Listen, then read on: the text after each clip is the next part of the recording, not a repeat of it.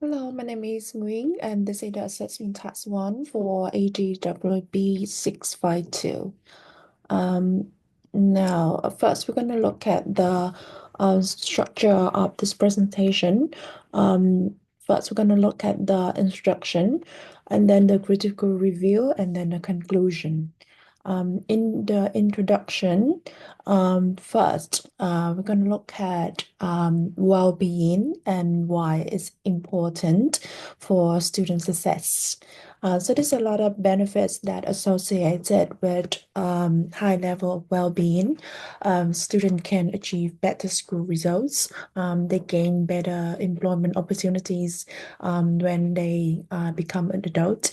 They have more sociable life and then later become an active members of society. Um, and how about the project-based learning?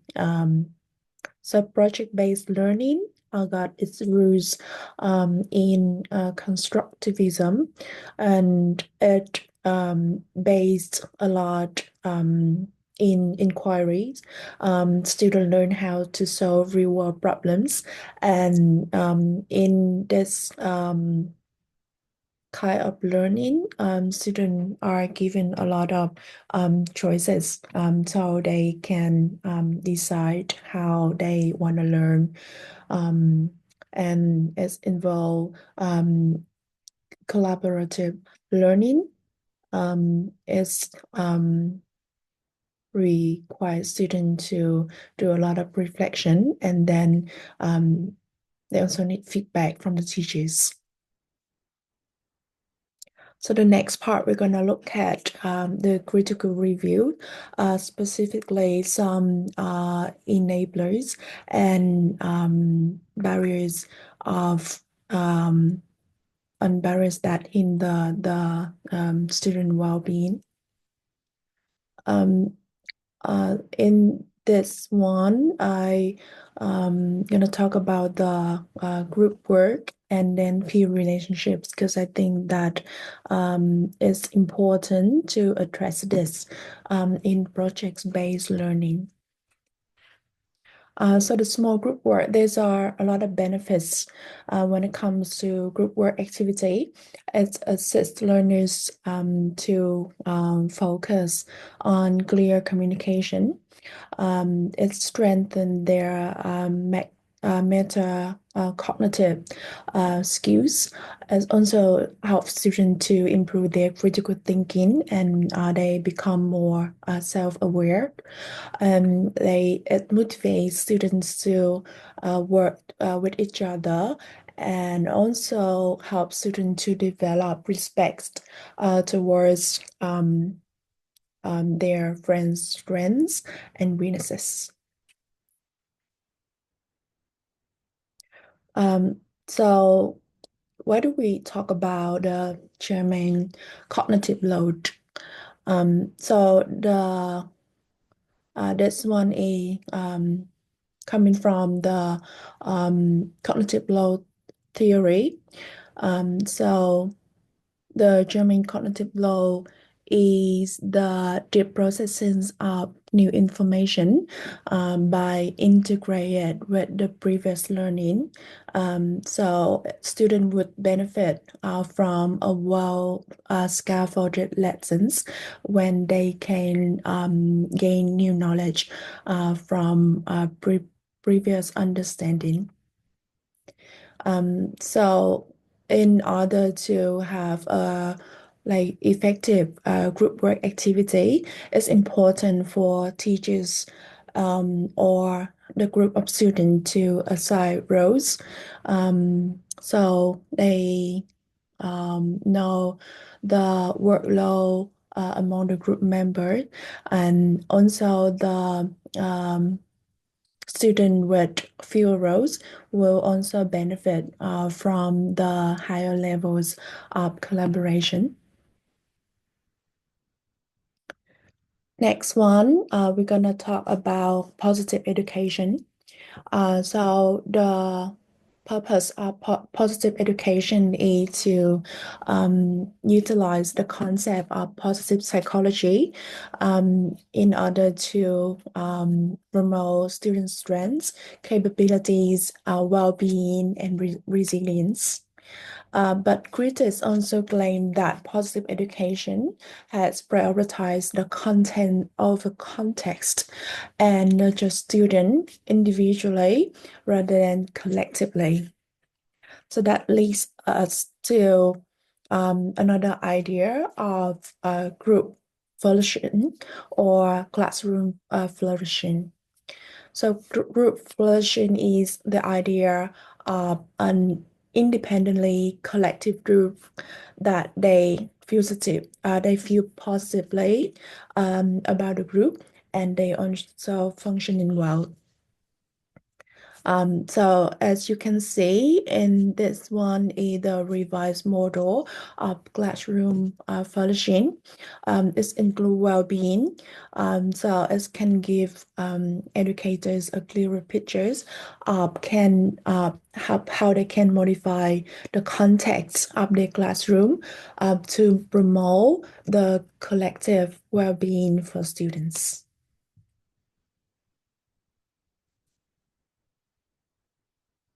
So what we learn from the group work activity is that in order for it to work more effectively, teachers need to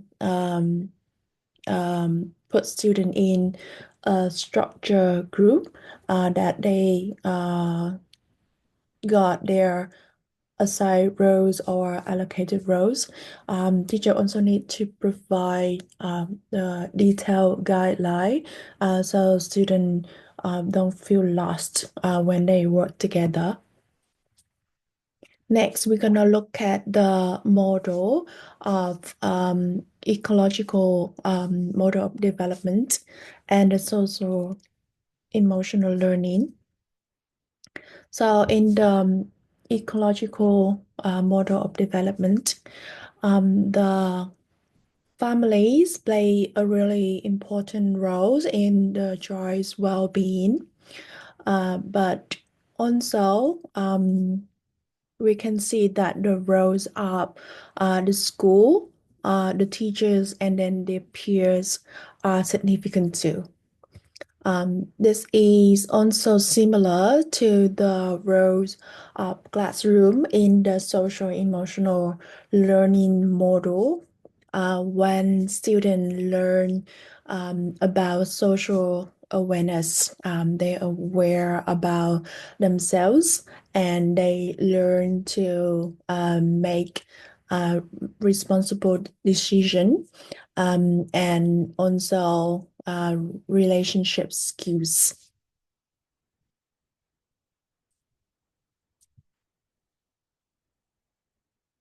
So why we care about peer relationships?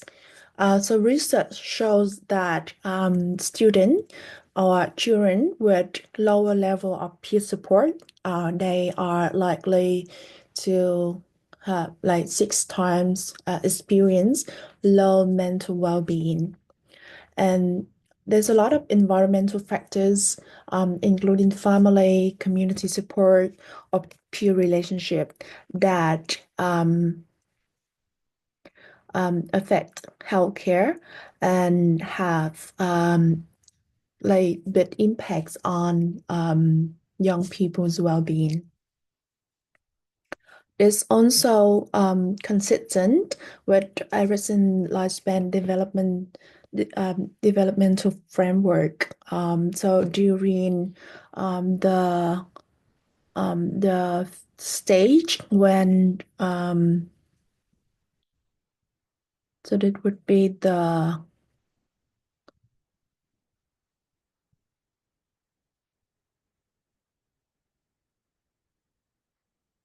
middle and high school stay.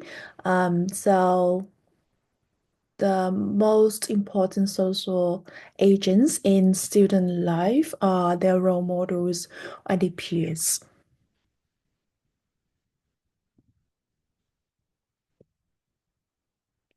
But what empathy is associated with a lot of positive interpersonal results. For example, the pro-social behavior, such as collaboration, the ability to help each other, and forming friendship at school. Um,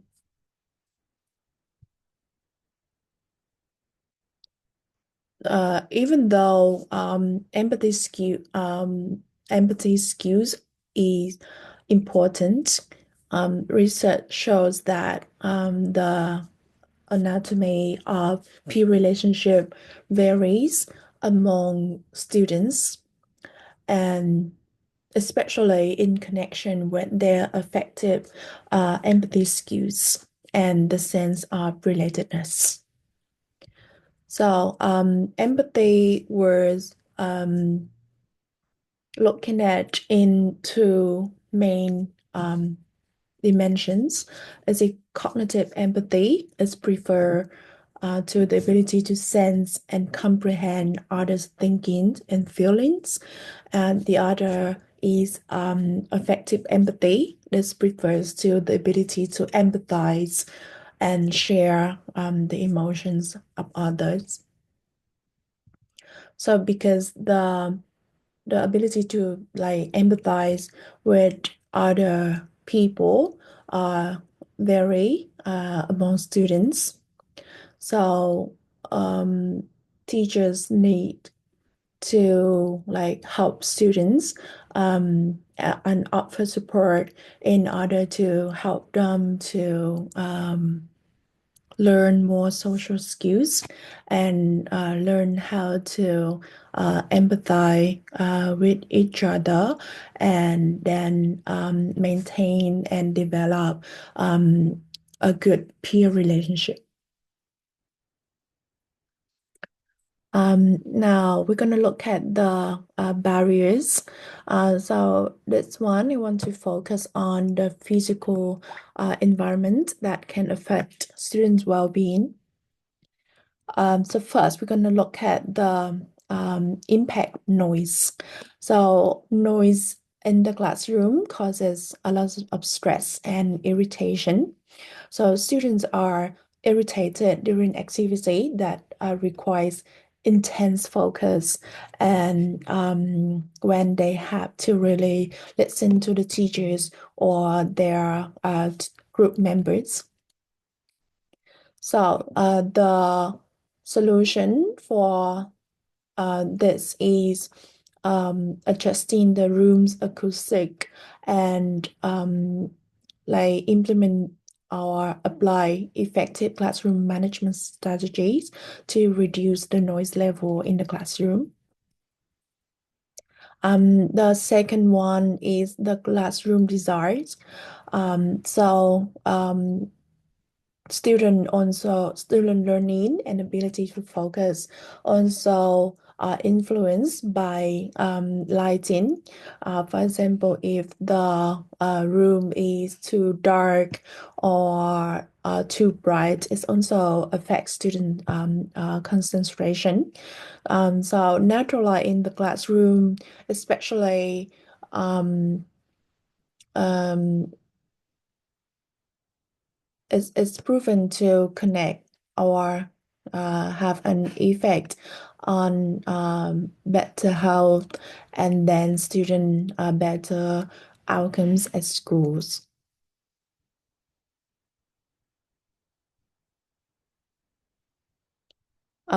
So in conclusion, in order to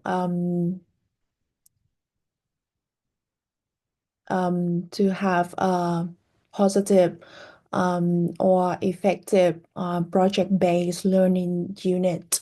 When planning the lessons, teachers need to consider the group structure. So how teachers put students in small groups, assign their roles. Teacher need to really scaffold the lessons that include the social skills necessary for students to build a good relationship with their group members. Um, Also need to teacher need to give a student a detailed guideline and their with their assigned roles and the amount of group work that they have to accomplish. When it comes to classroom settings, teachers need to plan the group seating or the lighting or the table, the like setting up tables and chairs in the room. So it's like assist student in the learning process. And finally, teachers need to consider the appropriate and more effective behavioral management strategies to reduce the unnecessary noise in the classroom and also reduce the cognitive load that students have to handle during the group work.